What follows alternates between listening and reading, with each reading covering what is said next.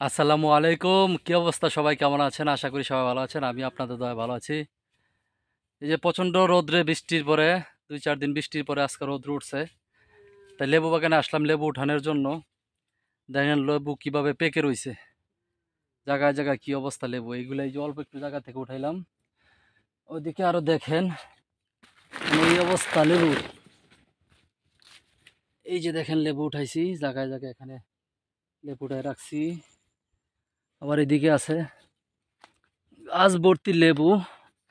Season যেহেতু এখন একটু দামটা একটু কম, আর বৃষ্টির দিন তো দাম একটু কমই থাকে। এই যে এখানে উঠাইছি লেবু।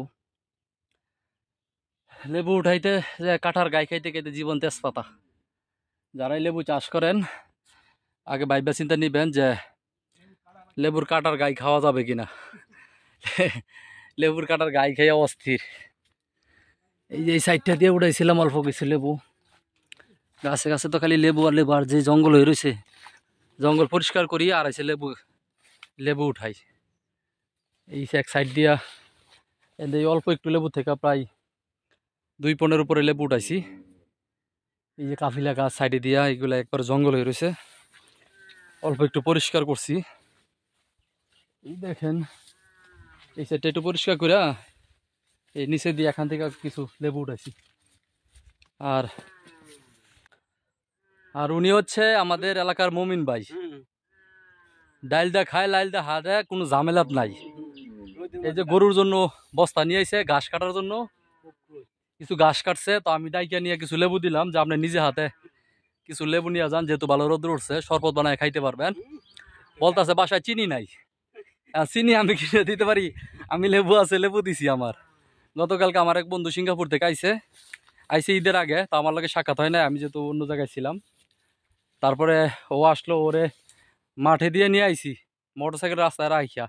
তারপরে এর লেবু দিয়ে দিছি। বলতেছে সে আগে যদি বলতি 2 আলি লেবু কিনছি 40 টাকা দিয়া। আমি তুই আমার লেবু বাগান আছে, তুই কিনা খাওয়া লাগবো কি লেখা। তার 2টা পলিথিন বইরা লেবু দিয়ে দিছি, নিজে হাতে উঠাই নিছে।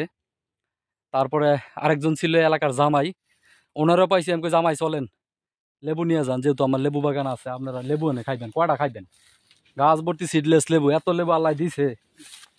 এখন আমার দোস্তের কই দিছে বিদেশ সিঙ্গাপুর যেহেতু যাবি গা, যাওয়ার সময় তুই লেবু আমার ক্ষেতের থেকে এসে নিয়ে যাবি। আমি যদি বাড়িতে নাও থাকি, তোর যতটি ভালো লাগে, কারণ বিদেশে তো এই লেবু তারপর যে বিভিন্ন ফল টল এগুলো নিয়েই যায়। এরা এটা খুশি, আশেপাশে যারা আছে সবাইকে দিয়ে খায়। যেহেতু আমারও বাইরে থাকি প্রবাসে, এরাও এরকম লেবু নিয়ে যাইতো। আমি যখন লেবু বাগান করছি তার আগে বাজার থেকে কিনে আনতো। তো এখন লেবু বাগান হওয়ার পরে এলাকার যে রে পাইতেছি তারাই দিতেছি লেবু নেন। আর ঈদের সময় তো মনে করেন যে আমাকে বাড়িতে যারা যারা আছে আশেপাশে চাস্তো, যেটা তো ভাই বেড়াদার, সবার ঘরে ঘরে লেবু দিয়ে দিছি এক ভল করে করে, যাতে ঈদের সময় কিনতে না হয়।